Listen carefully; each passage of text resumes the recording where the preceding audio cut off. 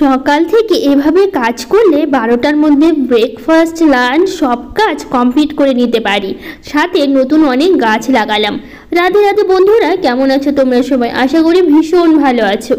আমরাও কিন্তু খুব ভালো আছি। আজকে হচ্ছে রবিবার, তোমাদের সাথে নিয়ে আজকের ব্লগটা শুরু করছি। সাথে থেকেও আজকের ব্লগটা তোমাদের খুব ভালো লাগবে।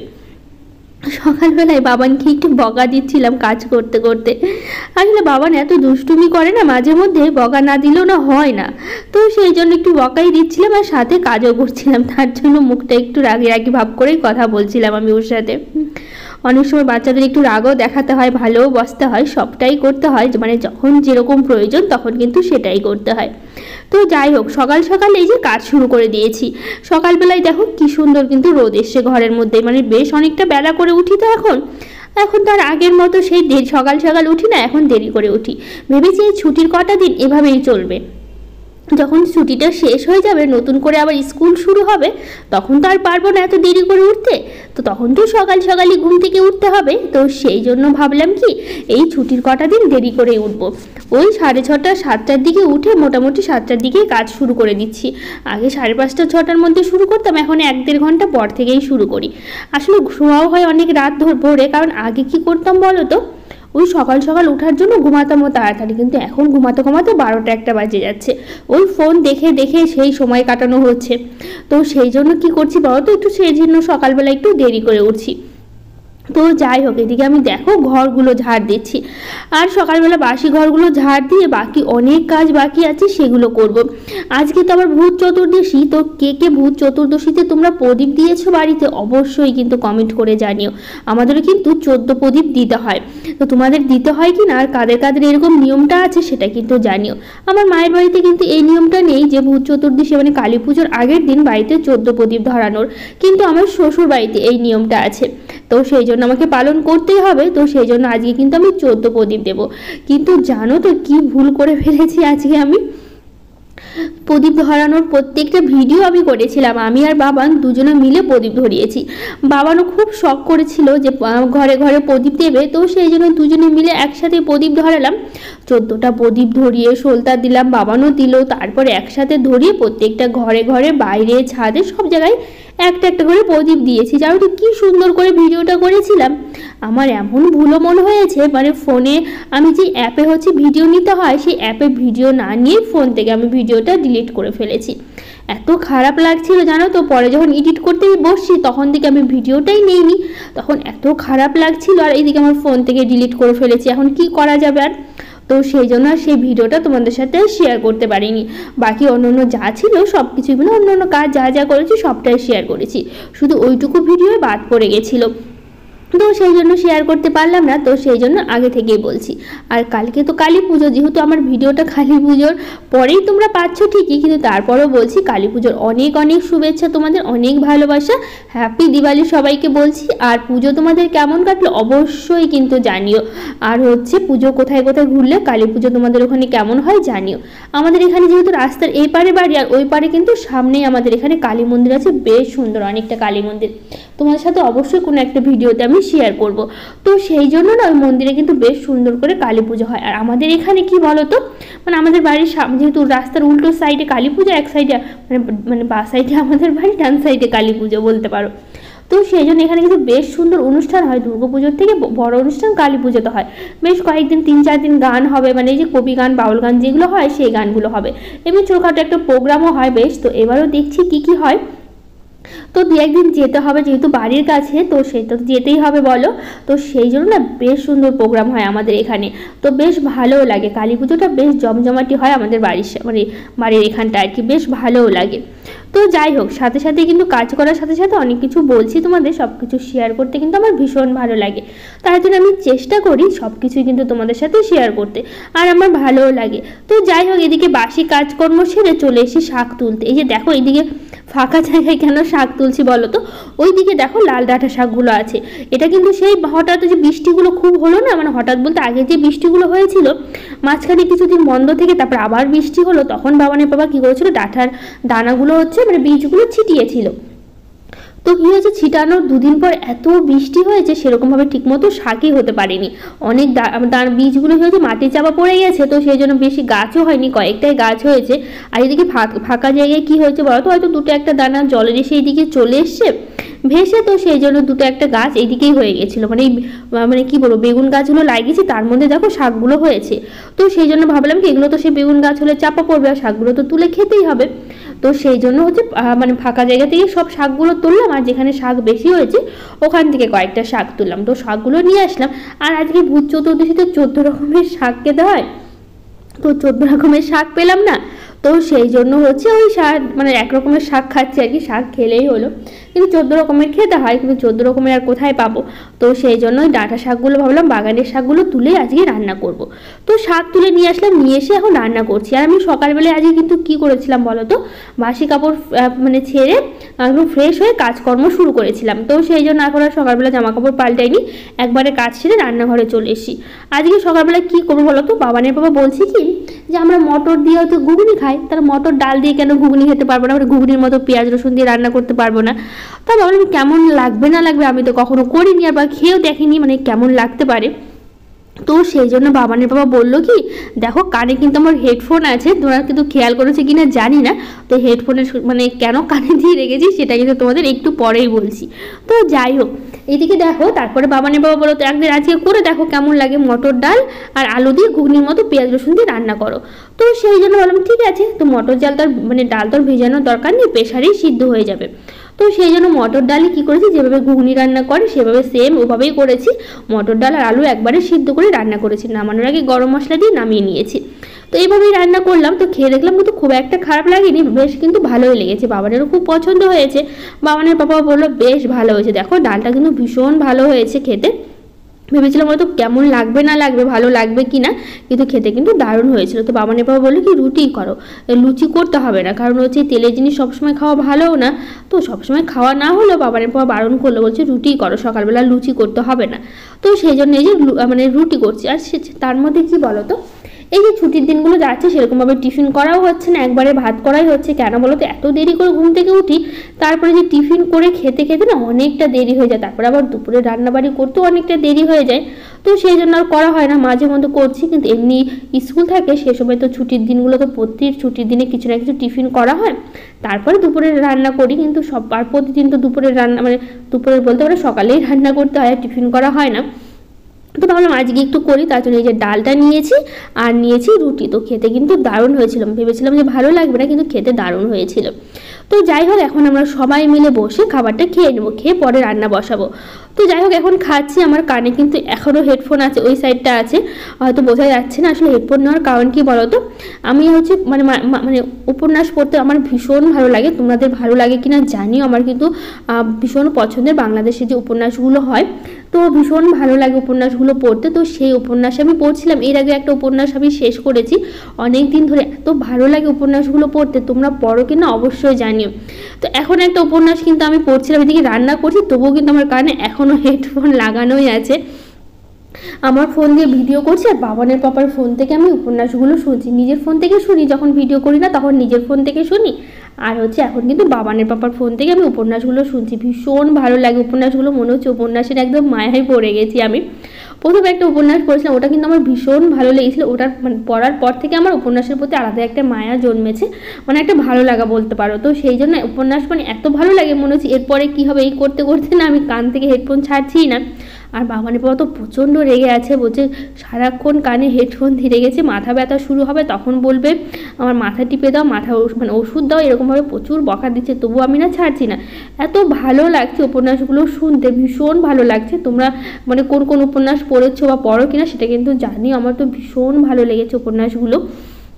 তো একটা আমি কমপ্লিট করেছি, যেহেতু ভিডিওতে না অনেকটা বড় উপন্যাসটা, আর আমি আগে যে উপন্যাসটা পড়েছি সেটা তো অনেকটা ছিল, 91টা এপিসোড ছিল আমি শুনেছি।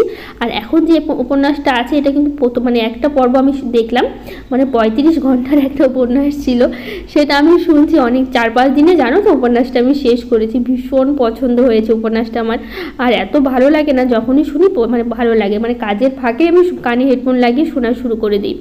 তো তো যাই হোক, উপন্যাস নিয়ে অনেক কিছু বললাম, তো ওটা বাদ দিয়ে এখন অন্য কিছু বলি। তো যাই হোক, এদিকে দেখো রান্না বলতে গেলে আজকে দুপুরে করছি কি, সকালবেলা তো যে ডাল আর রুটি খেলাম, আর এখন রান্না করছি ডিমের ঝোল করবো, আর ওই যে শাকগুলো তুললাম শাক, আর একটু করবো হচ্ছে মোচার ঘন্ট করব। মোচাটা আমি কালকে রাতেই না কেটে বেছে রেখেছিলাম, আগের দিন বেছে কেটে রাখলে না একটু ভালো থাকে। তো আগের দিন রাতেই আমি আর বাবানের পর দুজনে বসে মোচারগুলো মানে মাঝখানে যে একটা শক্ত থাকে না, ওটা ফেলে দিতে হয়, তো ওটা ফেলে দিয়ে ভালো করে কেটে ধুয়ে ফ্রিজে আমি রেখে দিয়েছিলাম। তো সেটাই মোচাটা আমি কিন্তু সেদ্ধ করে নিয়েছি, ডিম সেদ্ধ করলাম, তার আগে আমি মোচাটা সেদ্ধ করে ওর পাত্রের মধ্যেই হচ্ছে আমি ডিমটা সেদ্ধ করেছি। তো সেই জন্য দুটো রান্না একসাথে বসিয়ে দিয়েছি, এদিকে ডিম ঝোল রান্না করেছি, পাশে আমি মোচাটা রান্না করব। আর মোচার জন্য আর ডিমের ঝোলের জন্য যা যা মশলা প্রয়োজন সব কিছু কিন্তু আমি আগে থেকে রেডি করে নিয়েছি। এদিকে কানে কিন্তু আমি উপন্যাসটা শুনছি আর হচ্ছে রান্না করছি, এটাই করছি। তো যাই হোক, এদিকে দেখো মানে ডিমের ঝোলের জন্য মশলাটা দিয়ে দিয়েছি, আর তার মধ্যে হচ্ছে মোচাটা আমি রান্না করছি পাশে, তো দুটো কড়াইতে বসিয়ে দিয়েছি, তাতে তাড়াতাড়ি কিন্তু রান্নাগুলো আমার হয়ে যায়। তো এদিকে রান্নাবাড়ি শেষ করে তারপর স্নান করবো অনেক পরে, কারণ সকালবেলা স্নান করিনি, আজকে দেরি হচ্ছিল, ভাবলাম রান্নার কাজটা আগে শেষ করি। তো সেই জন্য সকালবেলা জলখাবারটা খেয়ে একদমই দেরি করিনি, সোজা চলে এসেছিলাম রান্নাঘরে সব কিছু জোগাড় করে নিয়ে একবার রান্না করতে বসে পড়েছি। আর এদিকে শাকটা কাটা বাকি আছে, শাকটা কিন্তু এখনও কাটা হয়নি। এদিকে মোচার জন্য মশলা, তারপরে হচ্ছে ডিমের ঝোলের জন্য যা যা মশলা প্রয়োজন সবটাই কিন্তু আমি দিয়েছি। তো যাই হোক, এদিকে মশলাটা কষিয়ে নিয়ে তার মধ্যে দিলাম সেদ্ধ আলু দিয়েছি, আর পাশে কিন্তু মোচাটা ভাজা হচ্ছে। তো সেদ্ধ আলুগুলো ওইদিকে মশলার সাথে কিছুক্ষণ অনেকক্ষণ কষিয়ে নিয়ে তারপর ওর মধ্যে দেবো হচ্ছে জল। তো এদিকে মোচাতে দিলাম একটু মশলা দিয়েছি বলতে ভাজা জিরের গুঁড়ো আর একটু আদা বাটা দিয়ে ঢেকে রাখবো। তো এদিকে আর একটু সেদ্ধ হোক, তারপর নেড়ে চেড়ে গরম মশলা দিয়ে নামিয়ে নেবো। তো এদিকে ডিমের ঝোলের জন্য আমি জল দিয়ে দিয়েছি। আসলে ডিমের ঝোল দেখতে পেলে সেদ্ধ ডিম আর অমলেট দুটো কেন দিয়েছি বলো তো, বাবানের বাবা গোটা ডিম সেদ্ধ খেতে না একদমই পছন্দ করে না, ওর নাকি ভালোই লাগে না, বলছে তোমরা গোটা ডিম সেদ্ধ করে রান্না করে খাও, আমাকে অমলেট করে দিও। তো সেই জন্য 3টে ডিম গোটা রেখেছি আর 2টো ডিমের হচ্ছে অমলেট করেছি। তো এটাই দিয়ে হচ্ছে ডিমের অমলেট আর গোটা ডিমের ঝোল একসাথে করলাম আমি। বাবানের বাবা জানি না কেন ওর গোটা ডিম খেতে একদমই পছন্দ না, ওর অমলেট করে ঝোল খেতেই পছন্দ। এদিকে আমার আবার অমলেট করে ঝোল একদম ভালো লাগে না, অমলেট ভালো লাগে কিন্তু আমার ঝোলের মধ্যে অমলেট না একদমই ভালো লাগে না। তো সেই জন্য দু রকমের মানে দুটো রান্নাই একবারের মধ্যে একটার মধ্যেই করে নিয়েছি। তো এইদিকে মোচা আর ডিমের ঝোল দুটোই কিন্তু আমার হয়ে গেছে। তারপরে নামিয়ে নিয়ে এখন আমি করবো হচ্ছে শাকটা। তারপরে এই যে কালো জিরে, কাঁচা লঙ্কা আর রসুন ফোড়ন দিয়ে ভালো করে লাল লাল করে ভেজে এর মধ্যে দেবো শাকটা। আর শাকটাও তো আমি কেটে নিয়েছি, তো সেই জন্য হচ্ছে ধুয়ে তারপর হচ্ছে কেটেছি, লবণ দিয়ে ঢাকা দিয়ে রেখে দেবো অনেকক্ষণ, এতে শাকটা কিন্তু জলও বেরিয়ে আসবে, এতে শাকটাও তাড়াতাড়ি সেদ্ধ হয়ে যাবে। তো সেই জন্য হচ্ছে ভালো করে ঢাকা দিয়ে হচ্ছে আমি রেখে দেবো। আর মানে শাকটা খুব ভালো, তো সেই জন্য অনেকটাই জল উঠে একদম সেদ্ধ হয়ে গেছিলো।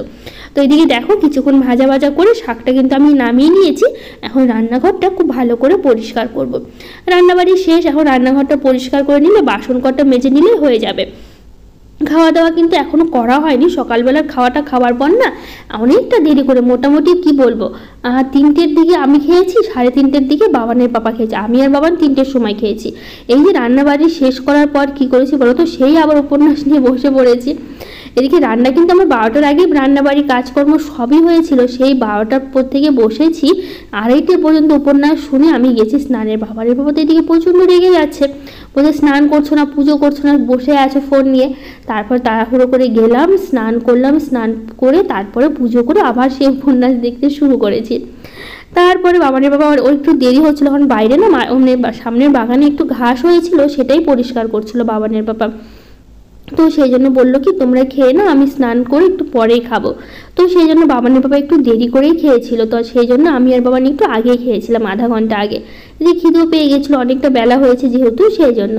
তো যাই হোক, এদিকে দেখো আমার রান্নাবাড়ি সব কমপ্লিট করেছি, রান্নাঘরটা খুব ভালো করে পরিষ্কার করলাম, বাসনগুলো মাজলাম, মেজে তারপরে হচ্ছে বেসিনটা খুব ভালো করে পরিষ্কার করেছি, করে নিয়ে তারপরে যে অনেকগুলো জামা কাপড় ছিল, তো এটার কথা ভুলেই গেছি, তো এইগুলো আবার গোছাতে বসলাম। কারণ এটা গুছিয়ে তারপরে কিন্তু দেখো বিছানায় ফোন আছে, আমি কিন্তু কি করছি ভালো তো শুনেই যাচ্ছি, কিন্তু কানে আমার হেডফোন দেওয়া আছে, দিয়ে তারপরে হচ্ছে শুনেই যাচ্ছি আমি। এদিকে উপন্যাসটা বাবানের পাপার ফোনে চলছে, আর যেহেতু ভিডিও আমার ফোনে হয় তো সেই জন্য আর চালাতে পারি না, তো সেই জন্য বাবানের পাপার ফোন নিয়ে চালাচ্ছি। আর ওইদিকে যেহেতু বাবানের বাবা কাজেও ব্যস্ত, তো জন্য ফোনটাও ঘরেই পড়েছিল, তো ভাবলাম উপন্যাসটা শেষ করতে না পারলে না একদমই ভালো লাগছে না, মনে হচ্ছে এরপরে কী হবে শেষ না করে থাকতেই পারছিলাম না। তো সেই জন্য ভাবলাম জামা কাপড় গোছাতে তো আমার 15-20 মিনিট লেগেই যাবে, যেহেতু এতগুলো জামা কাপড়। তো সেই জন্য ভাবলাম উপন্যাসটা চালিয়ে রাখি, তো ওইদিকে মানে শুনতেও পাবো আর এদিকে আমার কাজগুলো হয়ে যাবে তাড়াতাড়ি। আর কাজে কারণের সময় না একটু গান টান চালালে যেরকম ভালো লাগে, তো সেই জন্য ভাবছি উপন্যাসটা চালাই। তো এদিকে শুনছি আর এদিকে জামা কাপড়গুলো গোছাচ্ছি। বেশ অনেকগুলো জামা কাপড় তো কেচেছিলাম কালকে, বেশ ছাদ ভর্তি জামা কাপড় ছিল। তো সেই জন্য সব জামা কাপড়গুলো নিয়েছি, উঠিয়েছিলাম কালকে, কিন্তু গোছায়নি। আর এই গোছাবো করে মনেও থাকে না, আর ইচ্ছেও করে না অনেক সময়। সকালবেলা ভাবলাম গোছাবো, তো এইদিকে দেখলাম আবার সকালবেলা গোছাতে গেলে জলখাবারের দেরি হয়ে যাচ্ছে, নইলে আবার দুপুরে রান্না বাড়ি আছে। তো ভাবলাম কি তাহলে জামা কাপড়গুলো থাক, পরেই গোছাবো। আগে হচ্ছে এইদিকে আমি খাবার দাবারটা করে নিই, কারণ রান্না থাকলে না যখন প্রয়োজন পড়ে খেয়ে নেওয়া যায়, কিন্তু ওই যে যখন খিদে পায় তখন রান্নাটা না হলে তখন আবার খারাপ লাগে বেশি। তো সেই জন্য রান্না করে রাখলাম, কিন্তু খাওয়া দাওয়া তো সে অনেক দেরি করে হলো। তো রান্নার কাজটা করে রাখলে কিছুটা তো কাজ এগিয়ে থাকে।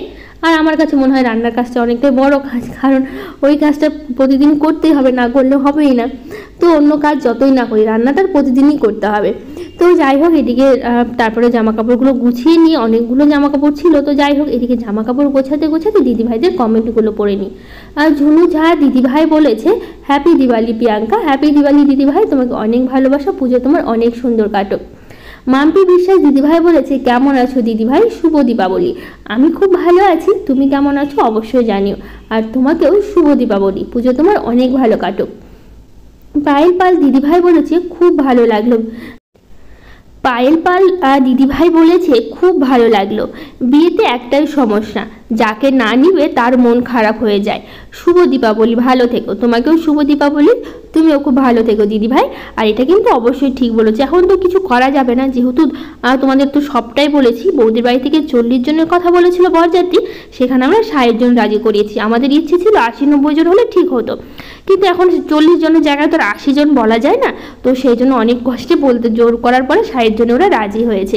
তো এখন কিছু করার নেই, যাকে না নিলে হবেই না তাকে নিতেই হবে। এখন সবার মন রক্ষা করতে গেলে তো হবে না, কারণ বৌদির বাড়িতে সমস্যা আছে, ওরা পারবে না এত লোক সামলাতে। তো সেই জন্য আর কি বলবো, তো সেই জন্য যে 60 জনের কথা রাজি হয়ে গেছে। যত চেষ্টা করবো 60-এর একটু কমে যদি নিয়ে যেতে পারি, জানি 80-90 হলে আমাদের সুবিধা হতো, তাহলে সবার মনটা খুব খুশি হতো, কিন্তু এখন আর কিছু করার নেই। তো কি আর করব, ওভাবেই হচ্ছে, যেভাবে ওরা বলছে সেভাবেই শুনতে হবে, কিছু করার নেই। তো আমরা অনেক বলেছিলাম, যেহেতু আমাদের বিয়েতে কোনো মানে চাহিদা বলতে কিছুই ছিল না, আমরা শুধু ওরা বলেছিল তোমাদের কি মানে দেনা পাওনার যেটা থাকে বিয়েতে, আমরা একটাই কথা বলেছি, আমাদের কিচ্ছু চাই না, আপনাদের নিজে থেকে যদি কিছু দেওয়ার ইচ্ছে হয় তাহলে আপনারা দেবেন, কিন্তু আমাদের কিছু কোনো চাহিদা নেই। তো সেই জন্য এটাই বলেছিলাম যে আমরা তো কিছু চাইনি, যদি বরযাত্রীগুলো মানে যদি এরকম মানে একটু বেশি নিতে পারি, কিন্তু ওরাও সেটা তো রাজি হলো না, বললো যে হচ্ছে যে আমরা পারবো না এত লোক মানে সামলাতে। তো সেই আর কি করা যাবে, সেই জন্য 60 জনে রাজি হয়েছে। তো যাই হোক এখন আর কিছু করার নেই, যেটা বলেছে সেটা মানতেই হবে, জোর করে তো আর নিয়ে যাওয়া যাবে না, এখন সবার সমস্যাটাই বুঝতে হবে আমাদের। তো সেই জন্য সেটাই ভাবছি আর কি। তো যাই হোক আরও কিছু দিদিভাইরা কমেন্ট করেছে, Riya blog, Naznis blog, Shreyasi blog, আর রূপালী নাথ জীবনের ওঠাপড়া দোলন, রিন্টি হালদার, আর হচ্ছে ঝুনু সাহা, সামিয়া আক্তার, রিমা দাস, রঞ্জিতা শাহ, জয়েন লাভ, রিমা দাস, সবাইকে থ্যাংক ইউ, অনেক ভালোবাসা এত কমেন্ট করার জন্য। তারপর তো সেই তোমাদের বললাম, স্নান করেছি 2:30টার দিকে, 3টার দিকে পুজো দিয়ে তারপরে একটু ভাত খেলাম। ভাত খেয়ে তারপরে যে বিকেলবেলা বাবান আমাদের এখানে বাজার ছিল, যেহেতু আজকে রবিবার, তো রবিবার দিন আমাদের এখানে হাট বসে, তো বাবানকে আটে দিয়ে আসলো, কারণ বাবানের 5টা থেকে 8 আছে। তো হচ্ছে যে আটে দিয়ে তারপরে হচ্ছে যে গাছগুলো নিয়ে এসছে। এর আগে লঙ্কার গাছ, বেগুনের গাছ লাগিয়েছিলাম, ওর মধ্যে 2-1টা না মারা গেছে বুঝলা। তো সেই জন্য কয়েকটা লঙ্কার গাছ এনেছে, আর টমেটোর গাছ তো শীতের সময় লাগাতে হবে, তো সেই জন্য এনেছে টমেটোর গাছ। এখন নতুন করে ধনিয়া, পালং, ডাঁটা, মূলা তো লাগানোই হয়েছে, তো এরকম সব রকমের শাকসবজি লাগাবো। তো যাই হোক এদিকে লঙ্কার গাছগুলো, বেগুনের গাছ আর হচ্ছে টমেটোর গাছ লাগালাম। তো যাই হোক আজকের মতো টাটা।